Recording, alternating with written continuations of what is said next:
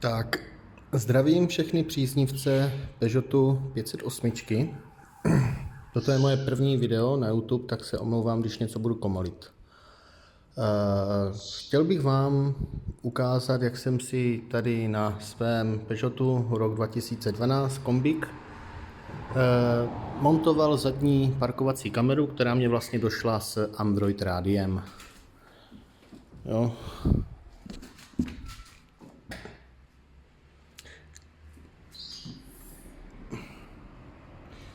Kamera opravdu je tam namontovaná tak, že se zdá, jak kdyby to přímo vyšlo z továrny. Takže koupil jsem takový bazmek, plastovou krytku, která vlastně už mě umožnila tam dát tady tu kameru. Pak dám odkaz do popisku videa, aby si to případně někdo taktéž mohl objednat. Stalo to nějakých, nevím, 40-50 korun.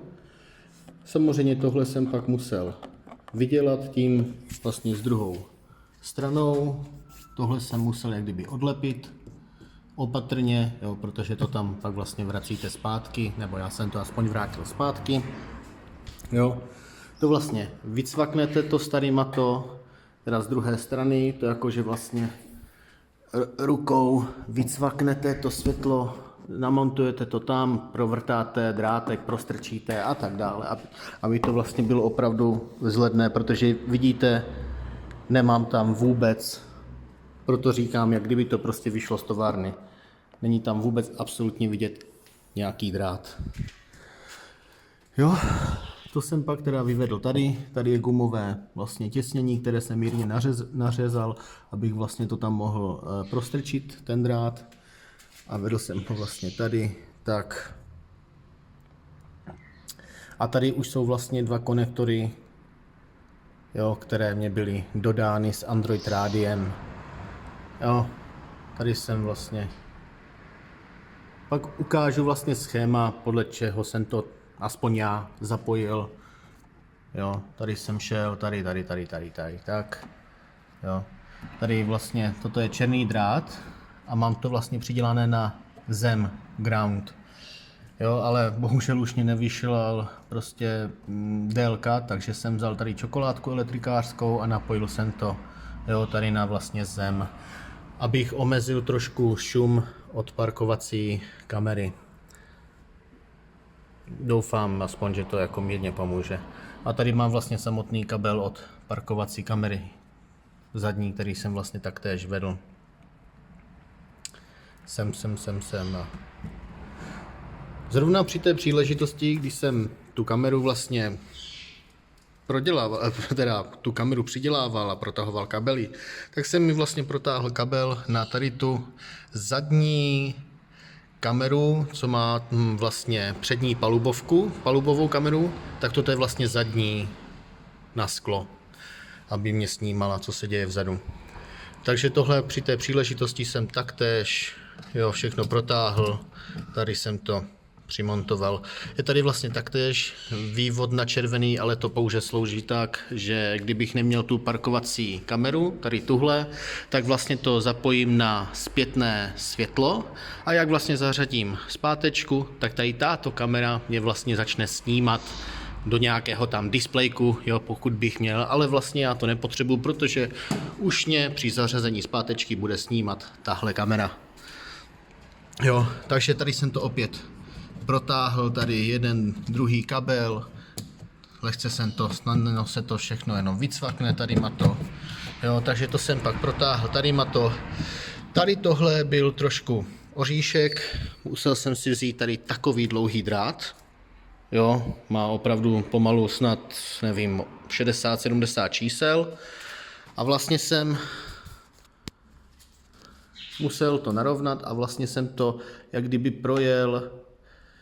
Udělal jsem to vlastně tak, že jsem si vzal ten drát nakonec a černou elektrikářskou páskou jsem to vlastně obmotal s tím drátem dohromady, jo, a vlastně jsem to ten drát prošťouchl. Je to sice jebačka trošku, ale jako dá se to udělat. Tady tohle vycvaknout je taky trošku kumšt, ale já jsem našel takový drátek zacvaklý vlastně, s takovým elkem na konci. Je to vlastně, tam strčíte tady po tu gumu a vlastně jak kdyby se to snažíte, jo, opatrně, ale podařilo se mi to tady i tady. Jo. A pak jsem vlastně prostrčil za pomocí toho drátu a vždycky jeden kabel, jo, a na ten jeden kabel jsem pak dal druhý kabel a už to šlo samozřejmě pak mnohem líp, než kdybych to i podruhé dělal na tom drátě. Bohužel tady vlastně, jak je ten video, je to vlastně žlutý konektor na video, tak jelikož on je takový tlustý a tady už bych to tady neprotáhl nebo protáhl, ale velmi těžce. Takže jsem to bohužel musel normálně ucvaknout ten kabel, abych prostě měl jenom tady ten kabílek a pak to samozřejmě šlo mnohem snáz, ale tady jsem už pak následně musel provést pájení, kalafunacín, všechno, co k tomu náleží.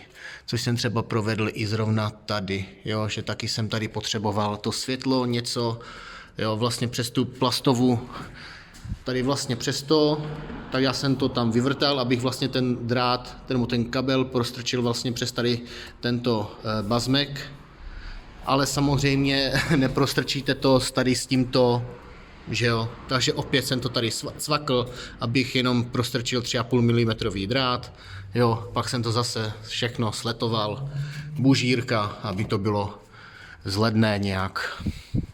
A tak, jak jsem vlastně sundal ty dveře, neboli všechny ty plasty, tak to pak ukážu, abyste věděli, na co si dát pozor, kde jsou všude šroubky a tak dále. No, a tady, tak jsem vlastně, jak jsem to prostrčil tady, tak opět, že jsem použil ten dlouhý drát a vlastně parkovací kameru začal jsem vlastně tady, že tady mám vlastně androidové rádio, a tu parkovací kameru, neboli ten kabel, jsem začal vlastně protahovat tady přes tu palubní desku, takže opět jsem si vzal drát, tohle jsem si sundal, tuhle krytku, a buď z této strany, nebo zase z této, jsem si zavázal opět ten kabel na ten drát izolačkou a prošťouchl jsem to tady, kde už jsem si to jenom vyvedl a ten drát jsem pak už s tadyma to vedl sem, takto, tady tak, jo, tady tak.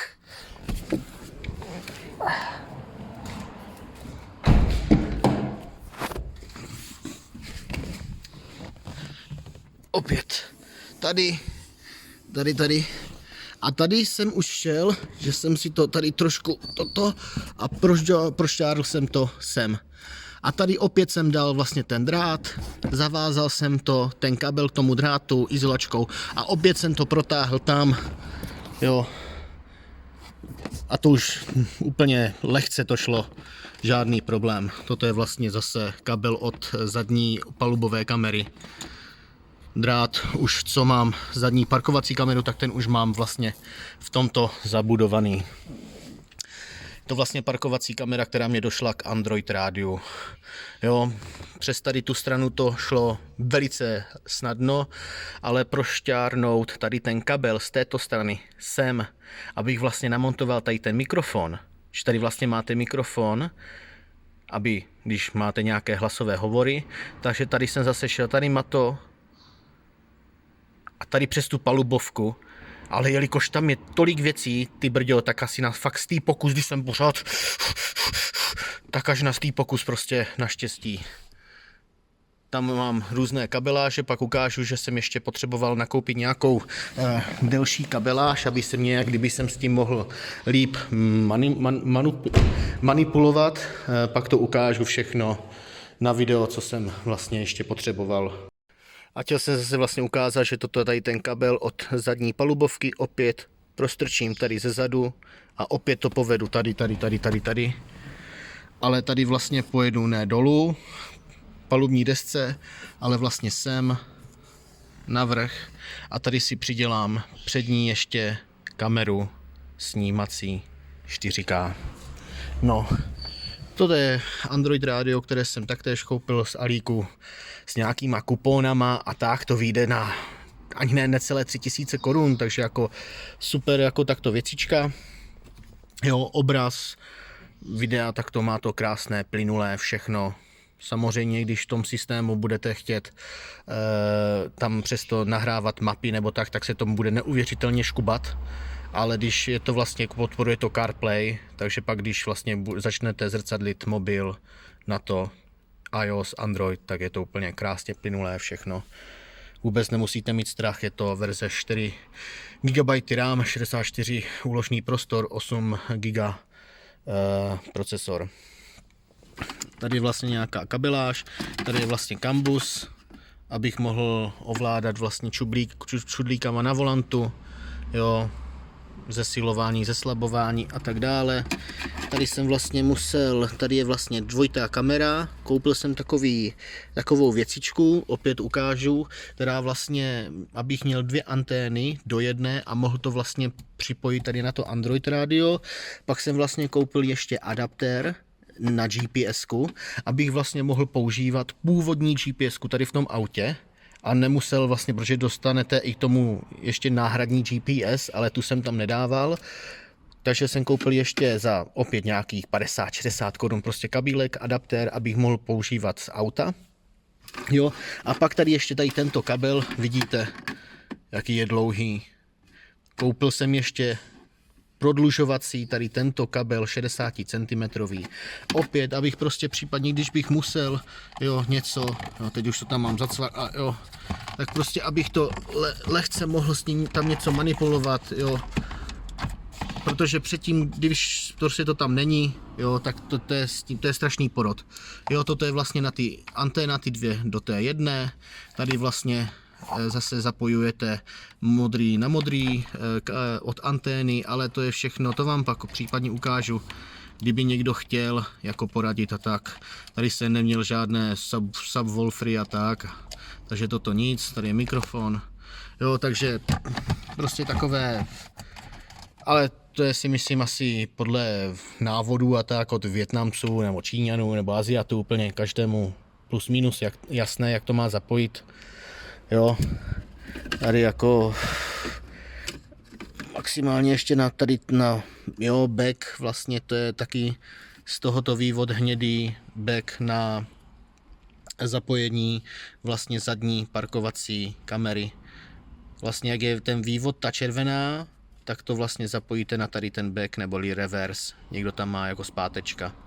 Ale to opět ukážu případně na nějakých fotkách a tak.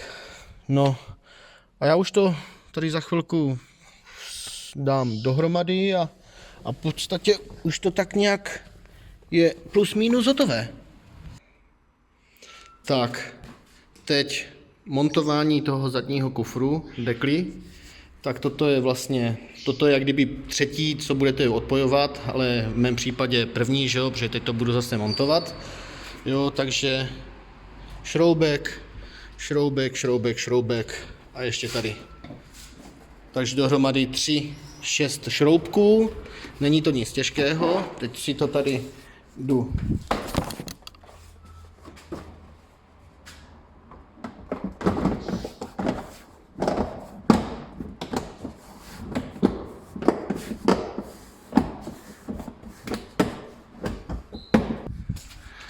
Jak říkám, tady je šroubek, tady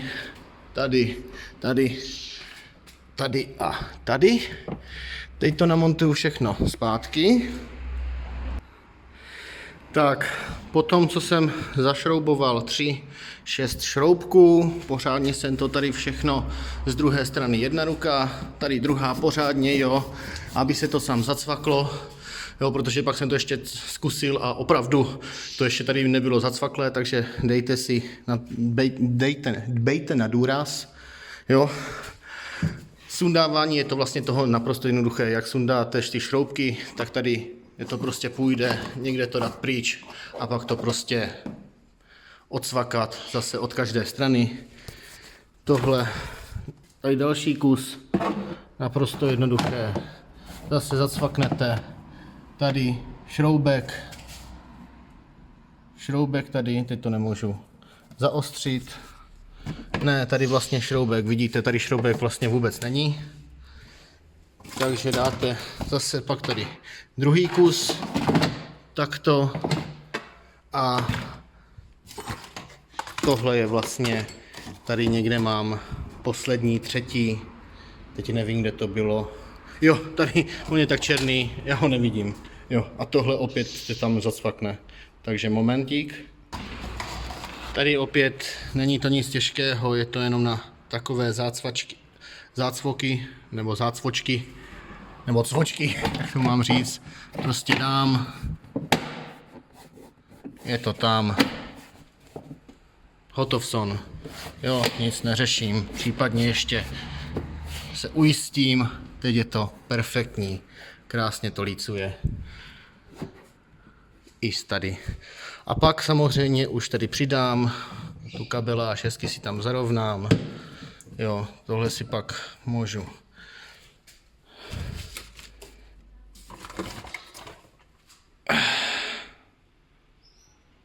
akorát to tam přidělám. To už je jednoduché jak facka. Zacvaknu tady. A pak už jenom přidělám další kameru, teda ten kabel, který vlastně od tady té palubovky, ale to až jak vlastně budu dodělávat tu přední kameru. Tady akorát ještě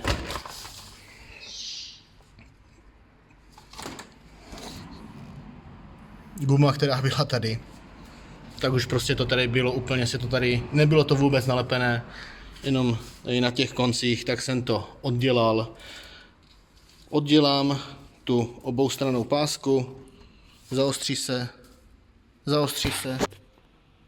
oddělám oboustrannou pásku, dám novou, vyčistím isopropyl alkoholem a bude to skoro jako nové. Tak, kdybyste potřebovali se na něco zeptat nebo tak, jsem případně k službám. Není problém se na něco zeptat. Zaostří se. Tady ještě chci dodat, že na každé straně jsou tady takové, nevím, pěny. Na pravé opět tady.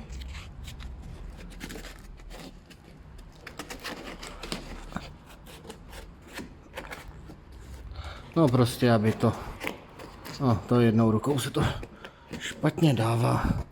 No prostě tak nějak. A pak samozřejmě záslepka. Stejné tady. A je to hotov son.